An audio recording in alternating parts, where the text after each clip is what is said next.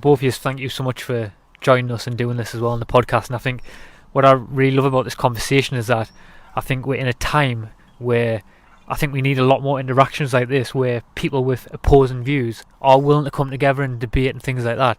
And I think it is a very interesting time where we can do this. But I was thinking maybe just a good way to start this would be maybe just for yourselves, just to introduce yourself to the audience as well, a bit about your background and sort of things like that. Do you want to go first, Dave? Yeah, I'll go first. Well, I'm Dave. I've been a researcher into topics of the truth for about 15 years now. Looked into various aspects of the truth, starting with 9/11 and going on to various different topics from there. So I got into the flat Earth in the summer of 2014. Just come across a strange video talking about weird experiments, and it also told me about the curvature calculation, and I was a bit surprised at what that calculation was, so I went out and tested it and found that I could see way more than I'm supposed to be able to see, and that's what started me off. Yeah, well, over to you, Pierre. Yeah, so I'm a postdoc at the University of Sussex. I'm very happy I'm here. I must say this sort of podcast is probably not something that I would watch myself as a scientist and as a person, but of course this means that this is very different public, from the one that I'm interacting to, and of course that makes it way more interesting. So I'm actually very honored to be here, and I think as you said, we need to have more of these interactions. So for me, I am a researcher at the University of Sussex. I've been here for a few months now, since May, and I study particle physics, which is the fundamental constituent of nature, the one which we can't go any smaller by by observation, essentially. So we have, there is a theory which is essentially self-contained, which is sort of what I do in my daily work, try to see and to understand this theory. And this theory is called the standard model of particle. And so we are trying to essentially measure the free parameters of the standard model with experiments like the Large Hadron Collider, or some experiments I'm working on actually, which is on neutrinos. This is what I am. Cool. So maybe Dave, I was over to you, and I was just going to ask you maybe what some of the sort of the leading points in your mind why you think obviously the Earth is flat. Okay, leading points. Well, the first most obvious is the complete lack of curvature. No matter how much we try and find the pesky curvature, we can't find it. As I said, I mentioned the curvature calculation, which on a 25,000 mile circumference should be 8 inches per mile squared. That's the amount of drop that you should experience. So armed with that calculation, you can go out and if you have a landmark a known distance away, preferably over the sea, because obviously there's nothing in the way, you can do sighting experiments to see how much you're supposed to be able to see, and I guarantee you'll see much more than you're supposed to be able to see. So between that and the gyroscope, that's my pet one. The gyroscope has a property called rigidity in space. That means once it's set spinning, it will stay in its orientation no matter what you do with it, regardless of gravity, regardless of where it is on Earth. It will stay in its original orientation, according to space.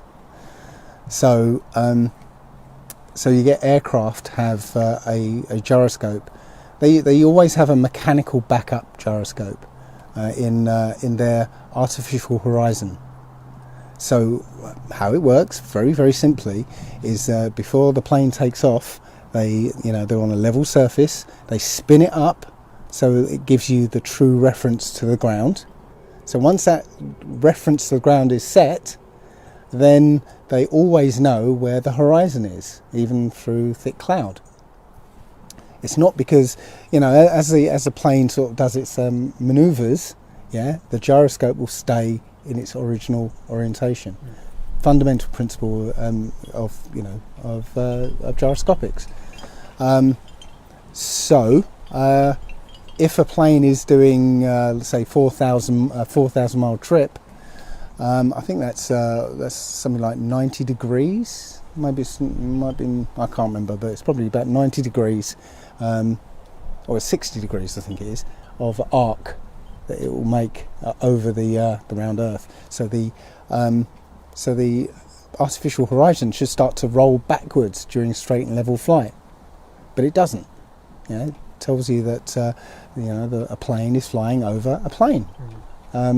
Now, people have said that gyroscopes have these things called pendulous vanes, which correct for the curvature. But when you actually look into what these pendulous vanes are there for, it's to stop the other property of a gyroscope, which is called precession. And precession can be induced mechanically by sort of, if it's a vacuum system, by uneven air or particles of dirt in the air, or it can be induced if you do too many manoeuvres. You get to a point where the gyroscope starts tumbling. So they invented these pendulous vanes to stop it tumbling. It doesn't correct for curvature. So that's it. It's those two. I think I've got to add as well, while I'm on that subject of planes, is that planes, its attitude, an attitude of a plane, and straight and level flight, is determined by the air flowing over the wings. Nothing to do with gravity, nothing to do with the surface of the Earth. If the air is flowing in the right way over the wings, the plane will fly straight and level. If you let go of the yoke of the controls, the plane's supposed to fly straight and level, but sometimes it doesn't. So they have a thing called a trim wheel. So they trim the the control surfaces, so that the plane will fly straight. Okay, so if a plane is flying straight and level over a curved surface, it will start to gain altitude, and the pilot would have to nose that plane down to keep it straight and level. But no pilot ever has to make make changes. They never have to nose down, and the plane will not automatically follow the curve of the Earth. It will fly straight and level according to the air flowing over it. That's it. Yeah, very interesting stuff. So just over to you, Pierre, as well. In relation to sort of what. In relation to the same question I said to Dave, but over to you in terms of what's the key points in your mind why you believe in the Earth is round. Sorry. Well, I mean, it's not that I believe in. It's really because it is. I mean, it's not because I don't want to say that in a sense of. Sounding a little bit pedantic, but it's because there is many observations from many different people that are saying the Earth is round, right? So I have here, I've listed actually the top spatial agencies around the world which have taken picture of the Earth. So there is the Chinese National Space Agency, the ESA, the European Space Agency. So if you look on, newspapers on internet, you will find some pictures by national newspapers that have a picture of the round Earth, and that's coming from different sources, and I think this is just a good enough example, right? So a good enough evidence. So there's the Indian Space Research Organization, the Japanese space, the JAXA, NASA, the Russian equivalent Roscosmos. So I think this in itself is probably a good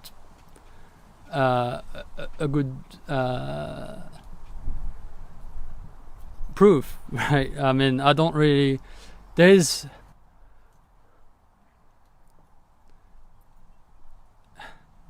Yeah, it's a bit. So for the fact that, you know,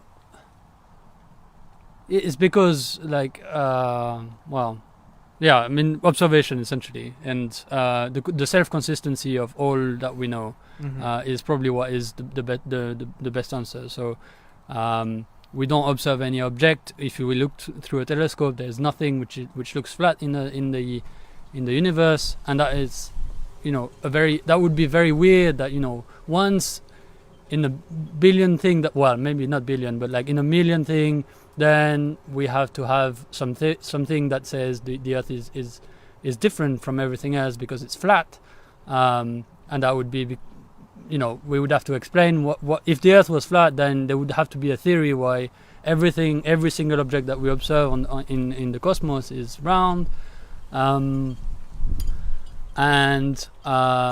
well, yeah, I think this is already quite a very powerful statistical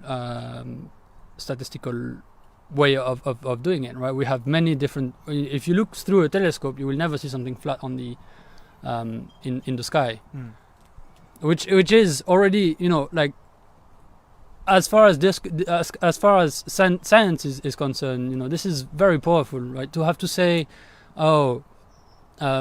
So that means we would be in a very different place, right? We would be in a place where you know, it's very it would be very particular. I was just going to say before jump in. I'm sure you have some points on that later. Yeah. Did you? I mean, I was just going to dive straight in now, and I was actually going to, because I just want to give you a bit of time to sort of introduce yourselves to the topic yourselves, what you think about it. But I would love to now just basically just open it up and just sort of get straight in the deep of it and allow yourselves to, maybe if you have any questions for Dave, if you have any questions for Pierre. Could I ask you, Dave? Dave, what would you make of what Pierre says there about the various different space organisations that have taken photos of the Earth and it is actually showing a sphere? Right, well, the first and most obvious question is, why does every single photograph of the Earth look different? If you put them all together and look at them, every single one looks different. The answer to that is with a guy called Rob Simon, who actually works for NASA. Okay, and his job, as he describes it, and you can find this on YouTube, is creating images from data. Yeah, so he gets a load of data, and he creates a picture of Earth from this data, and you'll see that he says, you know, I have to I take the clouds out, and I have to put a layer over it to simulate the atmosphere. I have to put something called a specular highlight, where it's where the sun would reflect on the sea. I have to, you know, give it depth. I have to make, and he says how he artistically creates this image. It's called the blue marble. Yeah. And he says, I don't know what it's supposed to look like. I'm not an astronaut. I've never seen it, right? But this is what I think it looks like, yeah? Now, I can tell you that in every single one of these space agencies, there's a Rob Simon creating these images from Photoshop. And I think the famous line he says, it is Photoshop. It has to be. Yeah? So, I'm sorry, every single one of these so-called images from space, right, are not photographs. They're composites, they're made up CGI. And doesn't matter what space agency that who's producing them, they're all getting in on the bandwagon of taking public money for, you know, and giving lies for it. Yeah.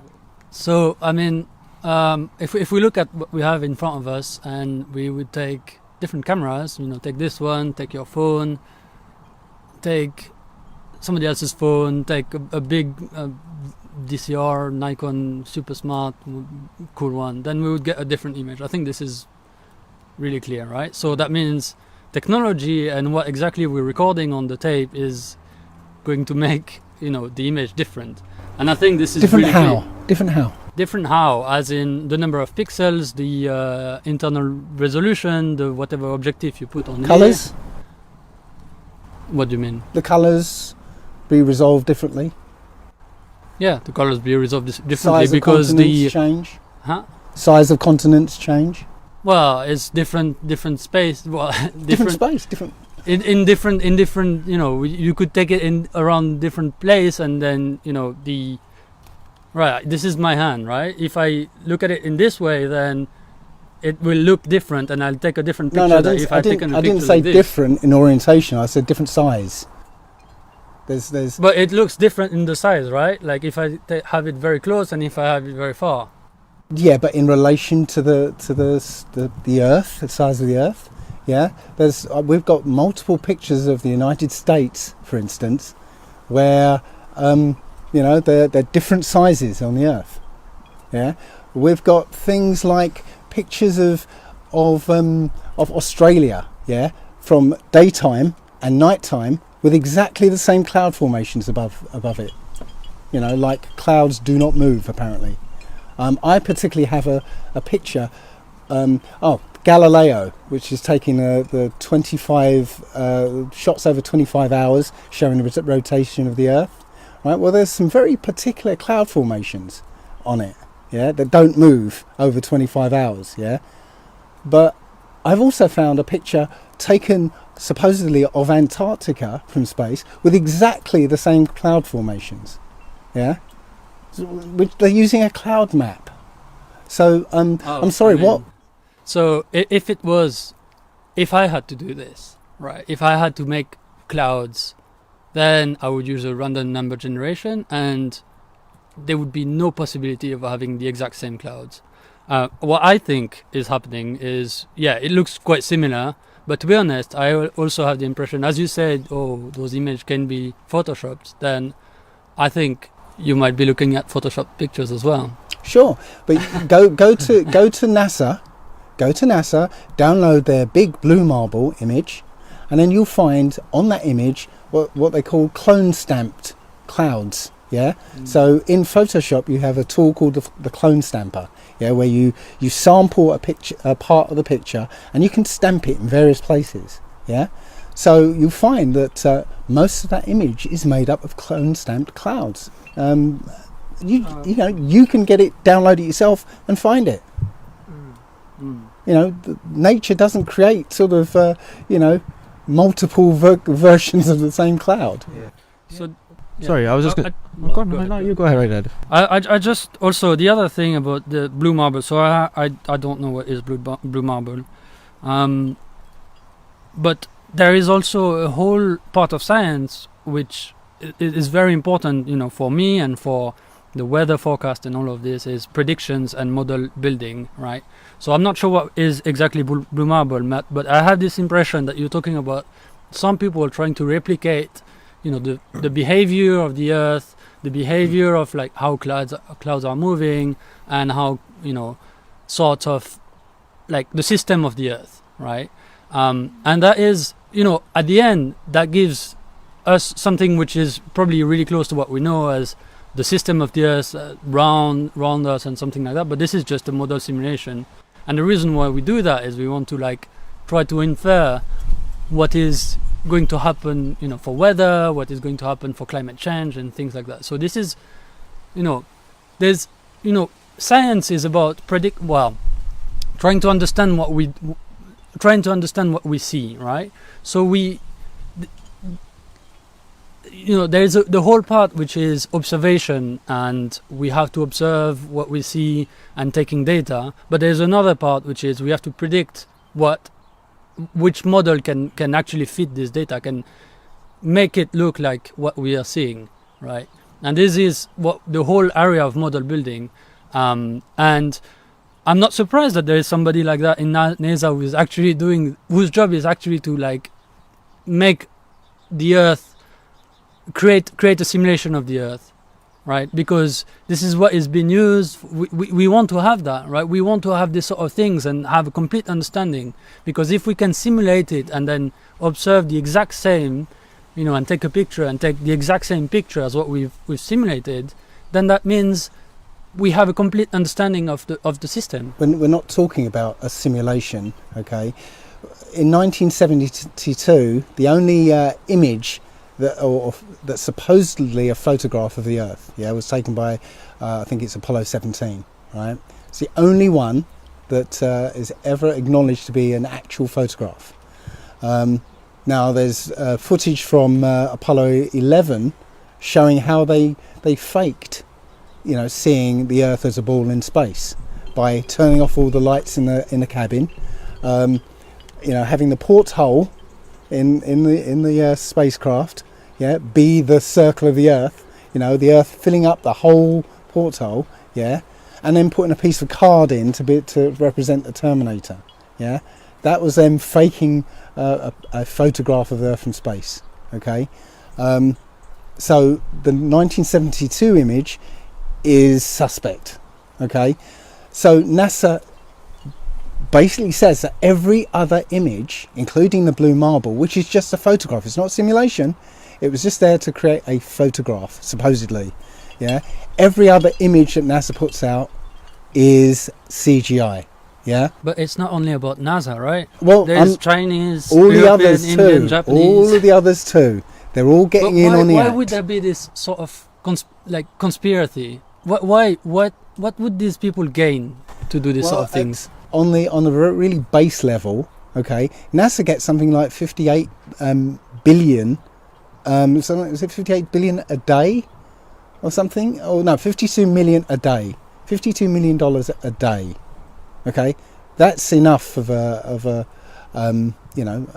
reason to do these things just on its own. There are other reasons for it, but that's that's the one that most people can actually understand. If you're getting $52 million a day, right? Wouldn't you fake it if you can convince people to give you $52 million a day, and all you have to do is give them photographs? Yeah. Is that? Well, I mean, because this is getting a little bit into politics, so I just want to take a step back because right, this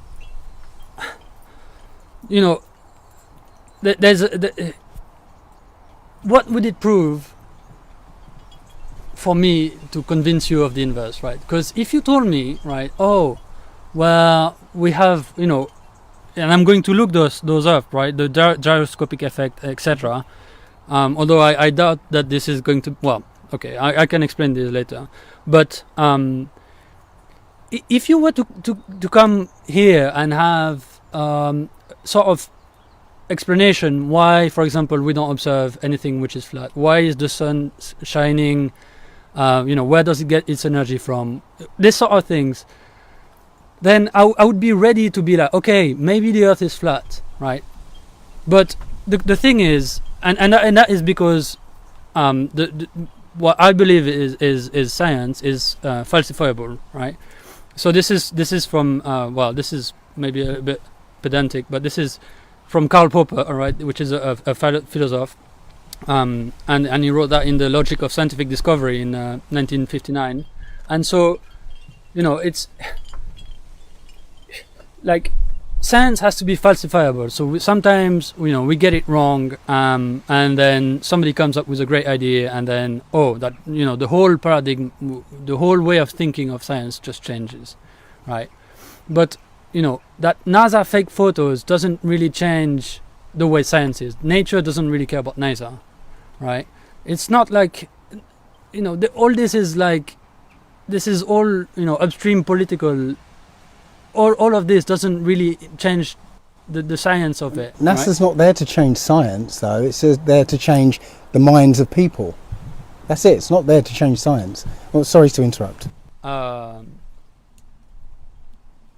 Yeah, no, well, I mean, this is kind of what I wanted to say, really. Because, you're saying the lack of curvature, right? Okay, let's say you cannot see, you're talking about this, well, I'm assuming is like you put something which is of known height, and then you go somewhere far, and then you try to see whether you can see this one with spectacles or something. Is that? It's not so much a known height, but see the bottom of it, for instance. See the bottom of it. Yeah. Right. Well, I mean, at which height do you do your observations? At, how is the sun reflecting? All this sort of thing matter, and you just have to have it. Like you have to go. This is not about. You're not trying to measure the actual radius of curvature, right? You're trying to measure whether the Earth is round or not. It's a different problem, right? So if at any point you go further enough and then you don't see the stick anymore, then the Earth is round. Is that? Well, absolutely not, because you can do an experiment yourself. Get a camera, place it on the ground, yeah, and on a flat surface like a basketball court or something, yeah. Walk away from that camera, and you'll find that your legs disappear, and up to your knees will disappear. No, but I mean, that's just no. This is how perspective works on a flat surface. Yeah. Right. We're told this is the 500-year-old proof of the flat Earth. So on a football ground, for example. Mm-hmm. So I mean, right. Okay. If this is different. Okay, misconception then. The curvature of a circle or a sphere, when you take a big radius, tends to be flat, right? That's what it is. Right, but it's not flat. So it's kind of like measuring the curvature of a marble and measuring the curvature of a big, whatever, helium balloon or something. Then you will find it like much smaller, right? Like an ant on a beach ball or something. Exactly. So at this distance, especially of a football ground, or that is just not relevant. You can't measure, because the but that's the not displacement would be like much that's smaller. not what I'm saying about that walk. No, I'm saying that this idea that as something goes away from you, it will go over a curve, yeah, because you lose the bottom of it, yeah. No, on a flat surface, yeah, you can actually repeatably demonstrate how just walking away on a flat surface, it appears as though somebody is disappearing below a curve, yeah, but they're not. Obviously, they're on a flat surface. Yeah, I've done a couple of videos that show that effect. Yeah. So I mean, right. Let's. We're next to Brighton, so I guess I have to say that. If we all go to the I-360 and then climb on top of take the big ride and go on top of it, why can't we see the Eiffel Tower? Because we can only see a certain distance. We've got atmospheric effects that mean you can't see. If you live in California. No, but okay, let me just give you an example. If you live in California, yeah, you get the weather report in the morning. You get as along with the weather report, visibility 10 miles. Yeah, it's not because of curvature or anything. It's because the atmospherics limit the distance you can actually see. Yeah, but you could design some experiment where you have a laser and you shine it from the Eiffel Tower, and you could have telecommunication like this. Boom, you don't need to have satellites. Well, you don't need to have satellites because, again, we have line of sight communications, which, again, should be hidden by the curvature. Yeah, there was an experiment. Yeah, so satellites do exist, right? No. We have line of sight experiments with. There was an experiment in. There's a horrible video, a horrible documentary, but they used. I think it's called the convex Earth, and they got scientists from South America. They did an experiment where they were sending a Wi-Fi signal over a distance. I think it was 50 miles. Where it should have been hidden. Now this Wi-Fi signal is line of sight. Yeah, if it's blocked by anything, you won't get. Where did the Wi-Fi signal go? Sorry, they were beaming a Wi-Fi signal from one station to another. There's a frog down there. Beaming a Wi-Fi signal from one station to another one 50 miles away. Right, the curvature should have blocked that signal. It's Wi-Fi, line of sight. Yeah. Well, it depends on which height did this. Radio. It's radio. It's line of sight. It can't go through the Earth. Yeah? No, but it depends on which height you. Well, no, they were doing broadcast. it, the height is taken into account. You can go online and get the Earth curvature calculation. One of the parameters you have to put in is your eye height. Yeah, so it's taken into account. Okay, I've got pictures of the White Cliffs of Dover from Calais or Boulogne. I can't remember. Boulogne, I think it is. Yeah, it's 31 miles away from the White Cliffs of Dover. Yeah, the eye height is 30 feet. Yeah, that's where the picture was taken. And with the Earth calculator, the cliffs are way higher than that. I know.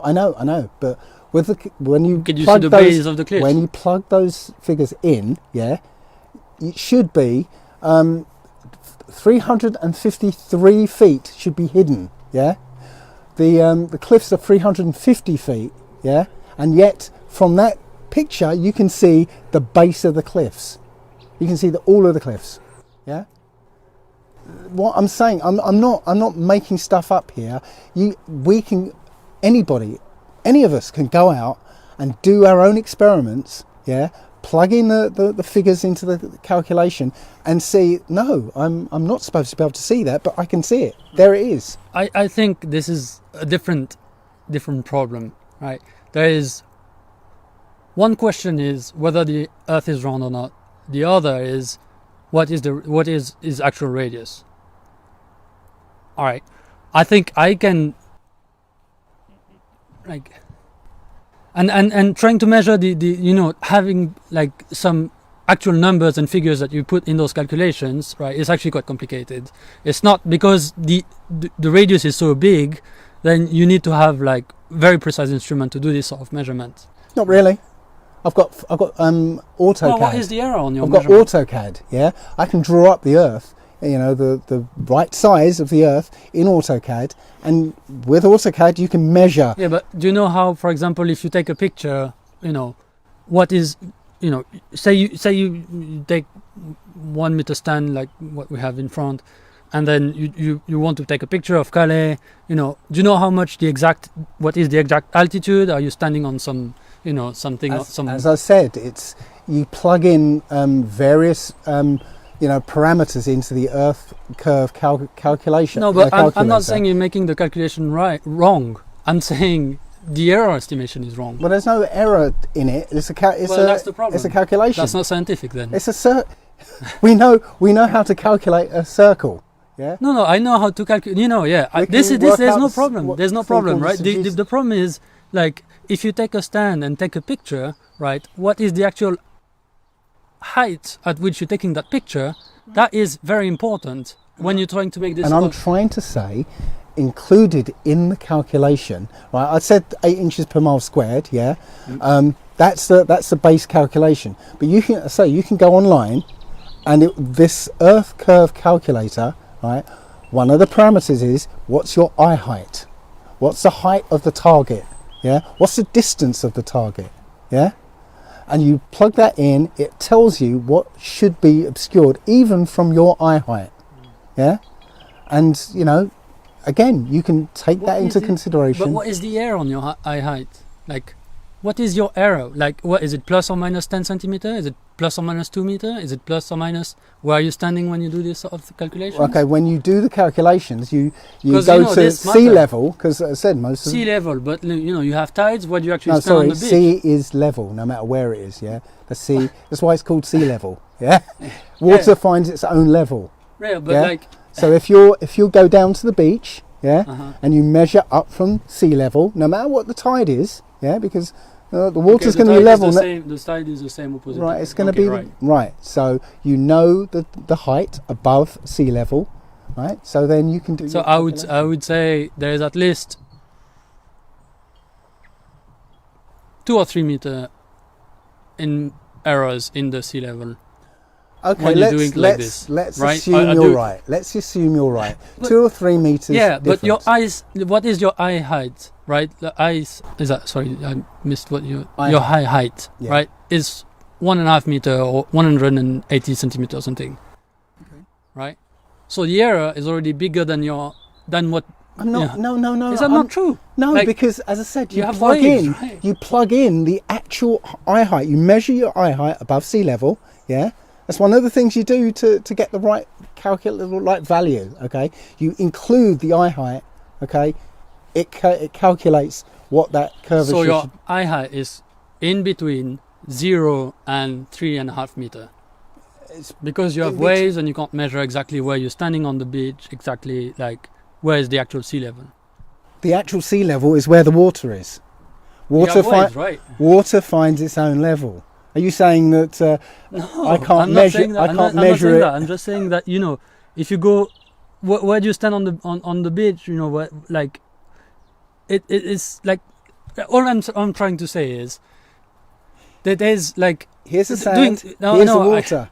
You measure from where all that. I'm trying to say water bit is like for this sort of measurements, right, which are actually required to be quite precise, you need to have proper error estimation, the error that you're making on every single thing that you want to measure, right, that you're trying to measure, and that is how you're going to make it. And if you do that, well, I can guarantee you that you're going to find that you can see the over whatever you want.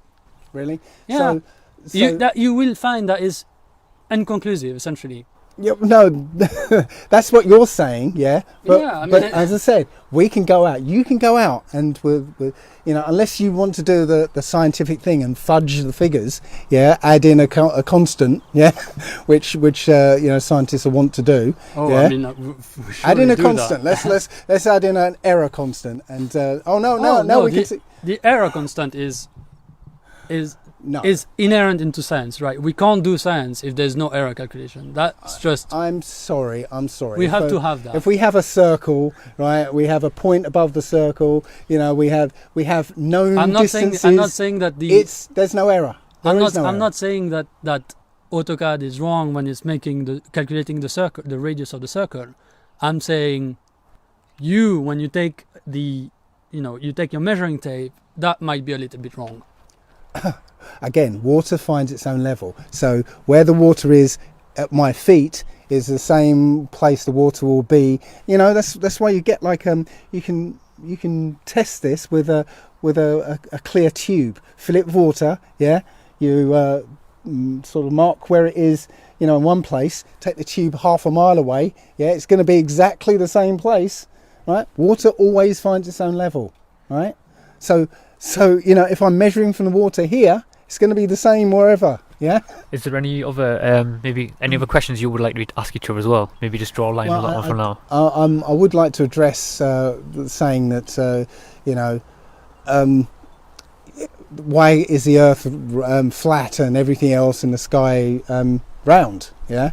Now Pierre said that you know, you've looked through the telescope and you've seen spherical objects up there. Yeah. Mm-hmm. Well, that's where I've got a problem, because you know, it takes two eyes to render 3D. Yeah. So if you're looking at something through a telescope, you can only see it in 2D. It's a blob of light. It's not spherical at all.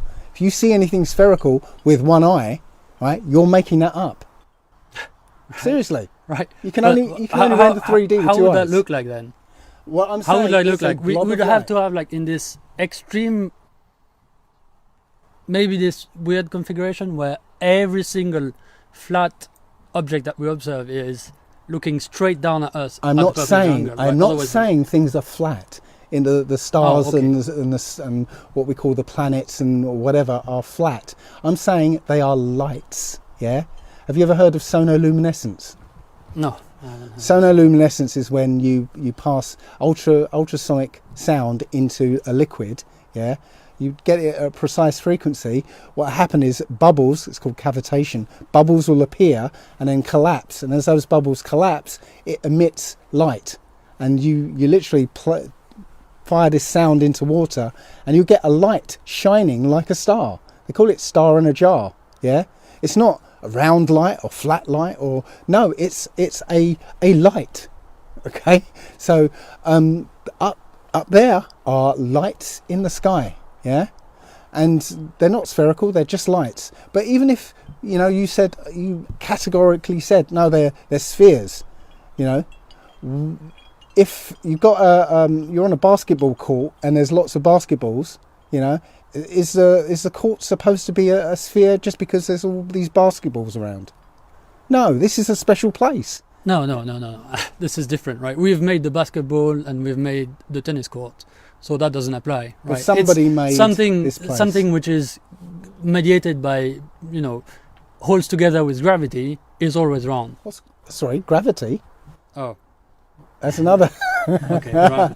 That's another topic. Okay, yeah. I mean, go ahead, because I'm not sure. Because well, maybe I'd have to explain that. But on a flat Earth, right? If there is a gravity, then you're attracted towards the center of mass, and the center of mass is in the center of a disk. So it's like literally, in the center of the disk. And as you move, on the side, then if you're attracted towards the center, then that means the gravity starts to pull you, in a slanted way, essentially.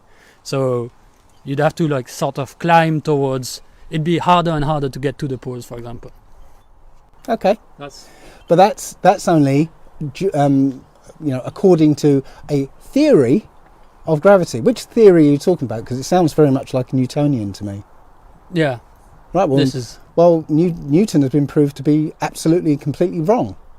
Right? Just Einstein came along and created a different model, not based on mysterious forces between two objects. Yeah, there's no mysterious force. Einstein says it's a curvature of space-time. Yeah. Now, both of these theories are there solely to allow this tendency of something to fall to the ground when let go. Yeah, allow that tendency to make it possible for somebody to stick on the bottom of a ball. That's the only reason there's these theories. Sticking about. I didn't quite catch. Well, the question a child asks, the very first question: what about the people in Australia? Won't they fall off? Well, these theories of gravity are only there to allow, right, this tendency for things to drop when you let go of them, to allow for people to be standing on the bottom of a ball. Yeah, we don't see any evidence of gravity. Yeah, gravity is supposedly a weak force. The weakest out of all the fundamental forces, apparently. Yeah, overcome by magnetism. So, and overcome by magnetism. But what does that Well, mean? the standard experiment or demonstration of how weak gravity is that somebody will get a magnet and lift up a load of paper clips and says, well, this magnet is overcoming the force generated by the entire planet. Yeah. So it's stupid. It really is. Here's an experiment, okay?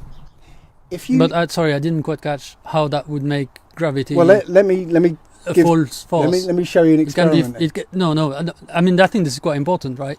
Well, this is where I was going. That something is weak doesn't mean it doesn't exist, right?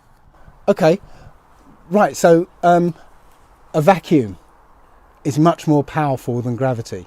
We know that because Mythbusters did a show where they used a standard vacuum cleaner to lift a car. Yeah, just like the magnet lifting paper clips. Yeah, a vacuum cleaner literally lifted a car. That power of that vacuum only generated by a vacuum cleaner, not the vacuum of space. Yeah, it was able to lift a car. Right. So we have a vacuum outside of this Earth, apparently, right? Which is. But if you stop making the vacuum in this vacuum cleaner, which I think actually it might be, some sort of magnet which actually did that, but maybe I don't know. If it's vacuum, it's vacuum. Yeah. Maybe if you remove the vacuum, then doesn't the car go, Yes, as soon as they switched the vacuum cleaner off, it fell. Right. So the point I'm trying to make is the vacuum generated by a standard vacuum cleaner, right, was able to lift a car on the surface of the Earth, where the gravity is strongest, yeah, easily lift this car, okay? Now we have a vacuum which is many times, orders of magnitude more powerful than the vacuum generated by that vacuum cleaner, yeah, acting on the atmosphere of this ball Earth, okay? So why isn't all the atmosphere dragged off into space? Because, whenever we see a high pressure next to a lower pressure, there's movement from high to low, always, yeah? So we've got a pressurized system, the Earth, right next to an unpressurized system, space, and no movement from one to the other. Right? There's no barrier in the way, apparently. Yeah, so there should be a movement, and the only thing that's supposedly stopping this movement is this weak force called gravity, which I've already just shown is overcome by just a piddly little vacuum generated by a vacuum cleaner. I mean, this is something that you can try, right? Try yourself. Let's try. We can try on this table. We'll try on this table. Let's take a vacuum cleaner and let's try to see if we can lift it. Well, if you see the Mythbusters, Let's thing, just see if did, I mean, this is something that we can do, right? Is this table heavier than a car? Yes or no? heavier than a car. Is this table heavier than a car? No, it's not. Right? So therefore, you need to have a weaker vacuum to actually lift it up, right? Yeah. Okay. So let's just take whatever vacuum cleaner and just actually try here. No, Do you think that this we could is do like the same with a plunger. Actually, if we get a good enough seal on the plunger, yeah, put it on there and we'll lift a table. That's a vacuum. We create a vacuum with a plunger, yeah. Yeah. And it sticks. You if said it's got a good vacuum enough cleaner. seal. You said vacuum It cleaner. doesn't matter. The vacuum cleaner. The vacuum cleaner You said is the vacuum source of the vacuum. Right. It doesn't matter where the source of the vacuum is. Yeah. It's just a vacuum, a lack of atmosphere. Yeah. You can create one with a suction pad. Yeah. Oh yeah. Okay. Definitely. And that vacuum, that minute vacuum compared to the vacuum of space, will lift that table. Yeah. We'll even lift a car if you get a good enough seal. Yeah. That's what I'm saying. If you've got a minuscule vacuum that can overcome gravity here on a surface where gravity is supposedly strongest, yeah, why isn't it not sucking off all the blowing all the air into the vacuum, yeah, so that we should be not being able to breathe right now? Because well, in a sense it is, right? Because the Earth gets thinner when you go higher, right? So yeah, there's no movement of the Earth towards the space, but like the Earth, it's not like you get a straight sort of like one time where it just becomes vacuum, right? It's like the Earth gets thinner and thinner, and then at the end it just gets nothing. Okay, let's go with that. Okay, so let's imagine this table's the Earth, and we've got the atmosphere here, and right now there's no vacuum attached to it. So let's say it's not thin; it's the vacuum. The atmosphere is like full strength up here as well. Okay, now we apply a vacuum. Right, the molecules at the top start to go off into space, yeah, because they're right next to the vacuum, yeah. So they go off, and now you've got a lower level because now this lot's been taken away, yeah. So now you're down here, okay. Now this is next to the vacuum, that gets taken away, and this is next to the vacuum, and that gets taken away, and so on all the way down until there's no air left. Because as I said, even down here, a small vacuum will overcome gravity. So yeah. No, I mean I don't know what is the thing. So if you want to I don't know what is the what is the reason for this. Well, all I'm saying is I don't understand the model because the model does not make sense. You can't have a pressurized system next to a vacuum and hope to keep the pressurized system without having a barrier in the way. Yeah, I don't know. I haven't thought of these questions. Is there any other question that you would like to ask Dave on? Yeah, I mean, certain thing? how? What about so okay? So gravity is weak, and then gravity is weak, and then we're not experiencing gravity. Is that what you're meaning? I'm saying I'm just trying to see what is the actual conclusion. Okay, I'm saying that we don't have gravity, we have density and buoyancy. An experiment, the thought experiment I'll give you here is imagine if you had a gas bottle, yeah, an empty gas bottle, and you weigh it, and then zero out that weight, so the gas bottle is reading 0 on the scale, yeah. Yeah, you tower it. Yeah, so you just zero it out, so you're ignoring the weight of the gas bottle, and you fill that gas bottle with 1 pound of helium. Okay, so it'd be filled with liquid helium, and you can measure it, so it's a pound. Yeah.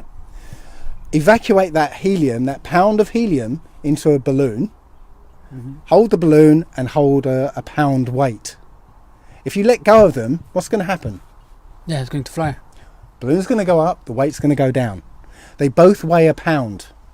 They both have, this supposed force of gravity, exerting exactly the same. Just that one's less dense, one's less density space. Still weigh a pound.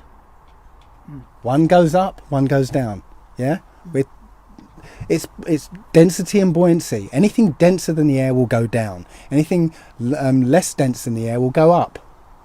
I've got videos of somebody taking an anvil. What is that saying? Like, is that saying that gravity doesn't exist? What is it saying? Because this is gravity, of course, this is right? Like, balloon fly up. No, I'm saying a pound weight just happens to be helium. Yeah, it doesn't matter what it is. Yeah, it's just that the helium is less dense than the air. But it still weighs a pound. Sorry, that's just still weighs a pound. That doesn't. I'm trying to understand what is the actual conclusion of this, because you're trying to give me some explanation. What is gravity, or you're trying to tell me like why is gravity so weak? But that doesn't explain me. What do you do? Like, does that explain us like how, if we go on to the poles of the Earth, we get like non-uniform gravity? No, right? We don't see non-uniform gravity. Yeah, right. Yeah? That's the reason. So that is a good reason why the Earth is not It's just your model. Your model says we're on a ball, and it's gravity is pointing to the centre of the Earth, no matter where you go. I'm saying, we're on a flat plane. Gravity. There's only one down. There's only one down. There's one direction, which is. And there's one predict like one sort of fundamental direction, which is down.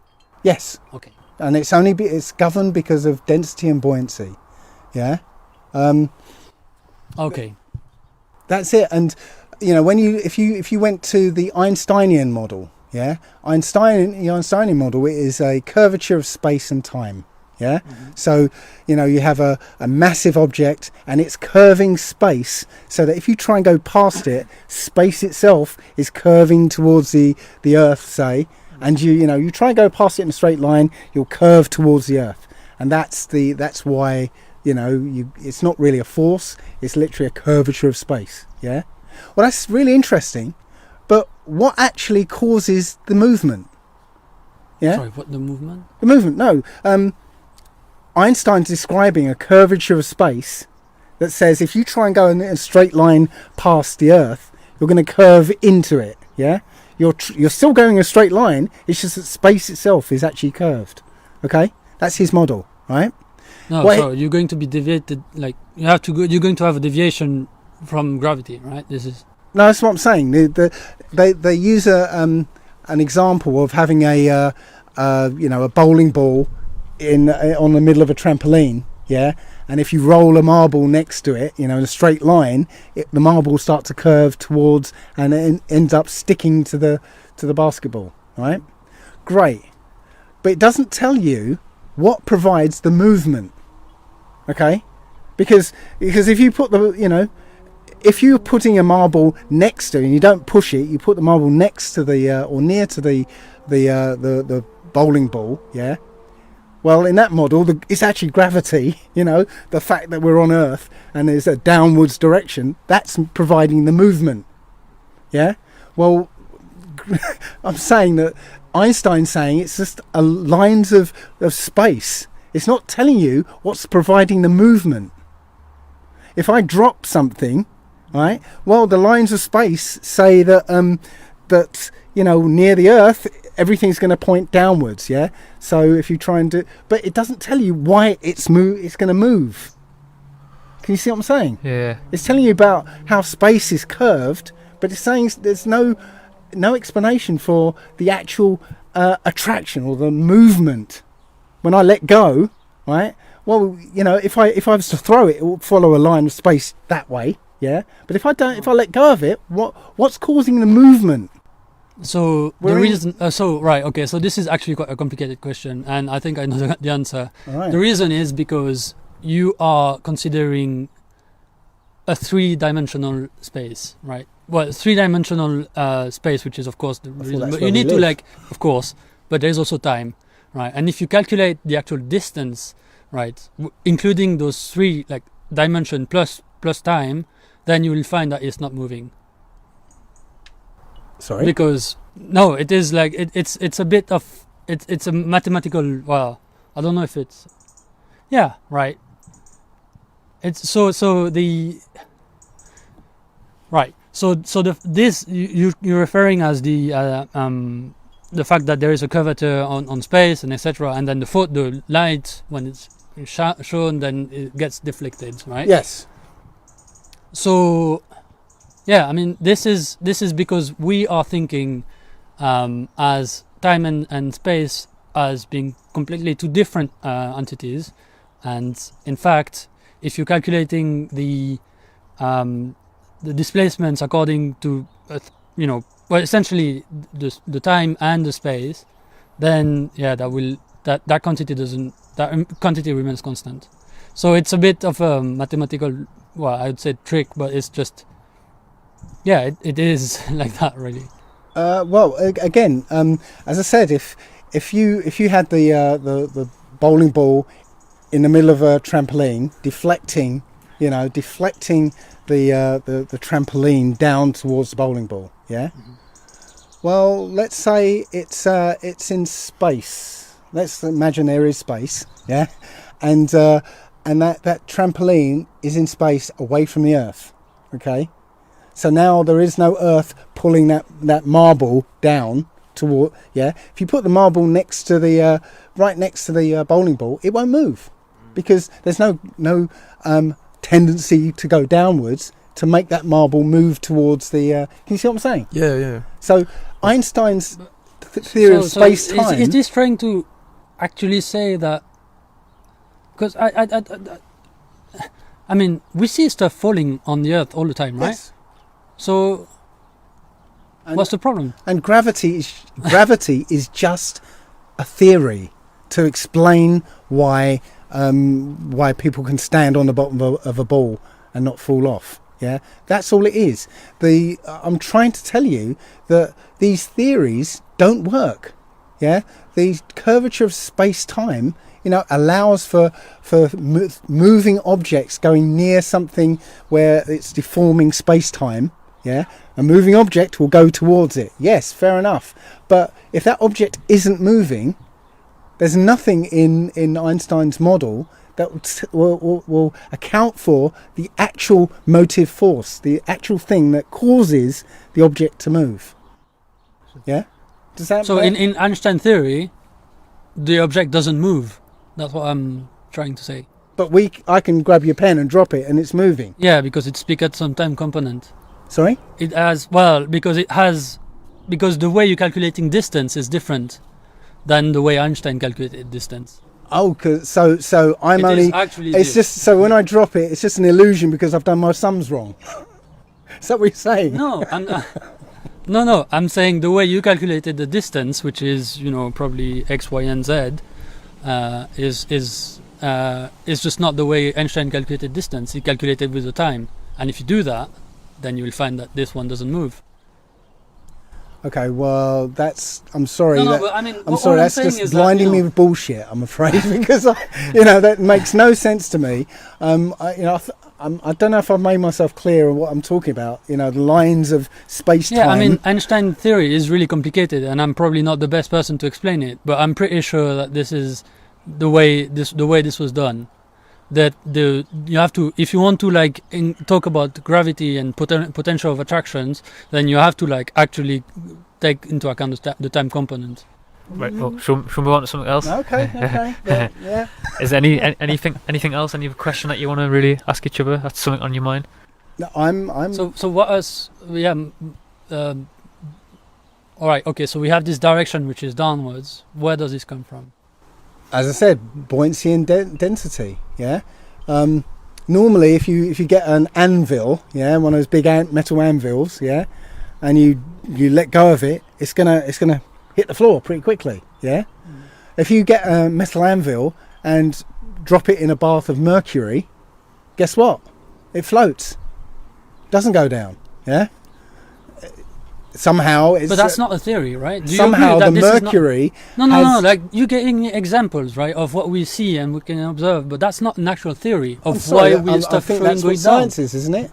No. You observe stuff. No, we observe make- things and then we try to explain it with some sort of mathematical concept. Why is stuff going down? Not mathematical concept. Or Mathematical like some is theory. just a tool. What I'm well, saying. it is. What I'm saying is that I'm seeing effects. I'm giving you an explanation, right? What is the Density and buoyancy. Anything more dense than the air is going to go down. Anything less dense than the air is going to go up.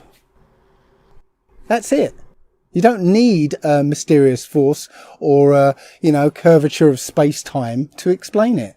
The only thing, that you do need a curvature of space-time or mysterious force is to explain how people can stand on the bottom of a ball. Okay. Yeah. Okay. I mean, yeah, but okay. Well, all right. Next topic. No. I I guess. mean, like. I mean, if people are satisfied with this sort of explanation, then I guess it's fine. But like, that doesn't still explain. That explains why stuff should float, right? Buoyancy. Density explains why it goes down. According to what?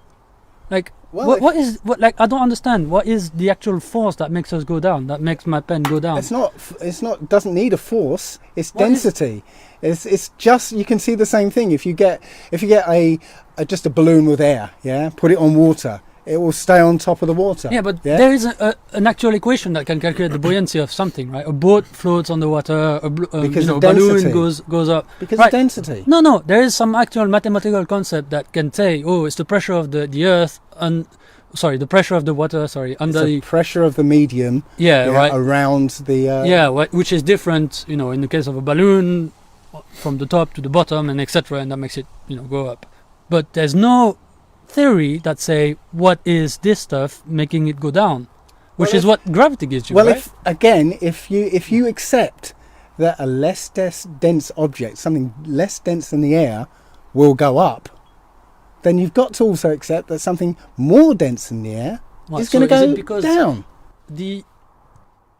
Right, let me try to continue then. So it's more the air is more dense on top, and then therefore it's less dense on bottom, and then that makes us go down, and then you can calculate like some sort of negative buoyancy or something.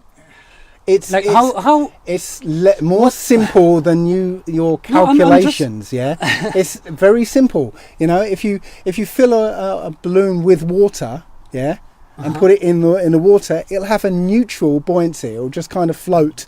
If you fill it with a liquid like light oil, it will float. If you fill it with heavy oil, it will sink. It doesn't need calculations. I agree with this. There's no problem with this, right? Like stuff floats on the water and balloon go up. There's no problem with this. The problem is, how do stuff stay on the ground? I just fail to understand it. I'm sorry. Because that pen is more dense than the air around it. Yeah. Okay. So now the air cannot. How does the air cannot support it? Yeah. The air can no longer support it because it's heavier than the air. It's denser than the air. Yeah, I've already explained how heaviness doesn't come into it because a pound of helium and a pound of iron, will go in two different directions. Okay, one more topic maybe. One more question. Yep. Do you want to ask Pierre one question or anything? Well, not really, because the difference is I grew up in the same model that Pierre lives in at the moment. Yeah, I understand. I actually spent ages learning Einstein, because I thought it was real, so I know the model that you're living in, unless you, that doesn't make you right. That doesn't give any credit to what you're saying, right? Like whether you know what I know or you don't know what I know. This is just let's just agree that this is just a rhetorical. and it doesn't really change anything. So yeah.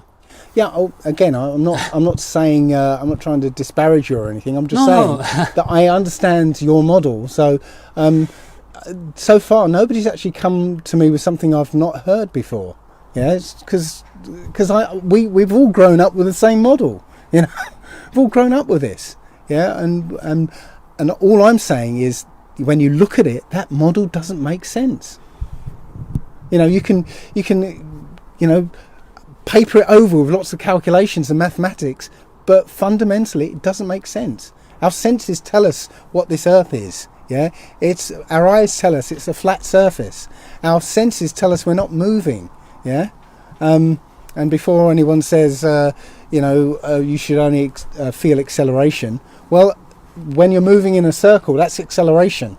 You're always constantly accelerating in different directions, so you would feel it. Yeah, we don't feel it. We're being accelerated in several different directions all at once. Yeah. Except if this acceleration is really small and then you couldn't measure it, right? Well, I don't know, 1,000 miles an hour, rotation of the Earth, 67,000 miles an hour around the Sun, 400,000 miles an hour being dragged along by the Sun. No, those are big numbers, but when there's a big radius, that doesn't, 400,000 miles an hour. Yeah, no, I mean, this bigger than the radius of the Earth. Yeah, I mean, and there is, 10 to 25 atoms in this stuff. These are big numbers, but that doesn't make it... That doesn't change the validity or something, right? So if a number is small, like if something is small or big, that's sort of irrelevant to like. So you know what? If I'm sitting in a car and that car moves off at like 5 miles an hour, I feel it. I feel that acceleration. 5 miles an hour. No, 2 miles an hour. I'd feel it. So you're talking about speed, right? Talking about acceleration. Ooh, sorry, excuse me. I think the fire's gone out. Got a blank. You're talking about speed, but that's different from acceleration, right? The thing that you will find is going from 0 to 5 miles per hour, right? That's acceleration. Moving around in a circle is acceleration. Yeah, moving at constant speed, in a straight line is not acceleration. But moving at a constant speed in a circle is acceleration. Yeah, centripetal. Yes, acceleration. Yeah, I'm telling you that we're moving, supposedly in this model, in several different directions, at once, accelerating in all of these directions, and we don't feel it. We can have a lake that's perfectly still. You can drop a feather and it'll lightly go straight down, while we're being hurtled in several different directions at once. So no, this model doesn't match our senses. Okay. Anything like to add before we sort of wrap up? Yeah. Well, sorry. What I'm trying to say here is really that there is acceleration. All this, whether it's this is sort of connects towards to the actual fact that the Earth is round or not, right? The fact that we don't feel the acceleration, one explanation could be, and in this case is that the acceleration is too small at the point where we're trying to measure it, right? We can do that, right? Like if I'm in a car and I have something like accelerometer in my phone, and I accelerate very, very smooth, then I won't feel the acceleration, right? So this is one possibility, is that this is real, right? So we have to agree that like some of the science experiment that we're discussing here have very, very big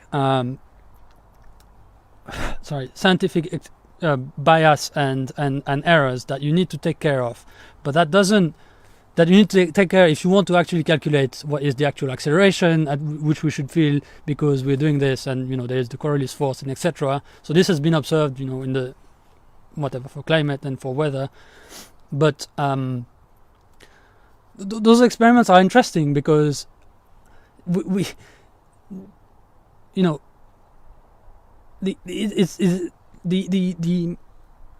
the person who is measuring it, or who is measuring these sort of things, has to take care of the uncertainties. So whatever you're measuring, whatever is been it's not about the radius of something. Radius of something is that everybody knows.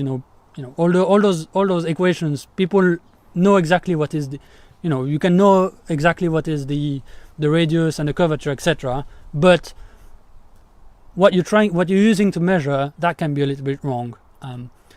And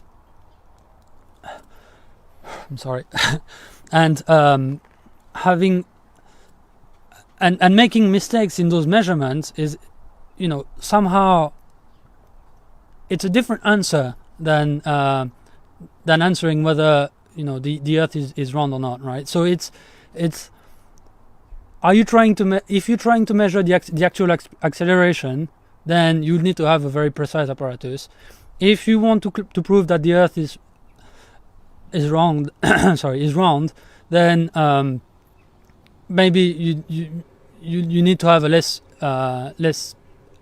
precise apparatus, right? And the fact that you can't see further away, the fact that if you see, we've discussed about this already, but these are different questions in science, right? Trying to measure the radius of the Earth and trying to determine whether the Earth is round or flat. That's, in a sense, that's a very different question. So, yeah, we should be careful about that. That's kind of what I want to say. Well, you also mentioned the Coriolis force, which is interesting because it's not a force at all. It's an effect. Yeah, it's like you get two kids on a roundabout, yeah, being spun around, yeah, and one kid rolls a ball to the other, and that ball appears to the other kid, to make a deflection to one side, yeah, but it only appears to it because if you're looking from above the roundabout, yeah, that ball is going in a straight line. There's no force being applied to it. It's just the appearance of that ball to the people on the spinning system. There's no force, yeah. So the idea that this Coriolis effect, yeah, can change the direction of hurricanes, yeah, it's a lie because there's no force involved. It's just an effect. And they just made this idea of a force, calling it a force, so that it might sound like it will affect the course of hurricanes. Yeah, that's it. We don't observe a Coriolis effect. They say that snipers have to account for the curvature of the Earth because of not curvature of the Earth, but the movement of the Earth. Yeah, because it would deflect the bullet one way or the other. But no, we don't see it. The only reason that bullets sometimes do follow a slight curve is called the Magnus effect, which is bullets are fired from a rifled barrel, which make the bullets spin. Yeah, and when a spinning object is moving through air, it'll be deflected. Just like David Beckham can kick a ball and put spin on it and allow that ball to curve around in a circle, in a nice, neat curve. But yeah? Those effects could happen, once again. The fact that this effect exists doesn't really change the conclusion whether the Earth is round or not, right? That particular thing tells whether the Earth is moving or not. Well, sorry, moving or not. Yeah, well... this sort of thing could happen, right? Well, you get the Magnus effect curve. If the acceleration was small enough so that you couldn't see it at a distance of... You get the Magnus effect curve. It doesn't matter which direction you shoot in. You would only get this Coriolis effect if you shoot north or south. It's only north or south when you get the deflection. Yeah, so you can get both, right? Right, but I'm saying Magnus effects will occur no matter which direction you fire in. Yeah, you don't, and it works the same no matter which direction you fire in. So you don't get any kind of increase when you fire north or south, right? Planes, right, don't have to fly north to go west. Yeah, to take into account of this, the Earth is moving. Yeah, so no, it's sorry, I know. Yeah, we should. I think we're all freezing a bit. But anyway, thank you so much for both of you doing this. I think, like I said earlier when I first started the podcast, I really do appreciate that you have both come forward with obviously alternate approaches to whatever this is, and I think it's going to be a great insight into people, so people can really sort of just, even if the listener at home who's listening to this or watching whatever, just one thing that on both sides have said, they just go and do a little bit of research themselves, and then from there they can find their own truths. So I want to say thank you so much for both of you for doing this. I really do appreciate it. Thank you. Thank you very much. It was very interesting to talk with you. Thank you.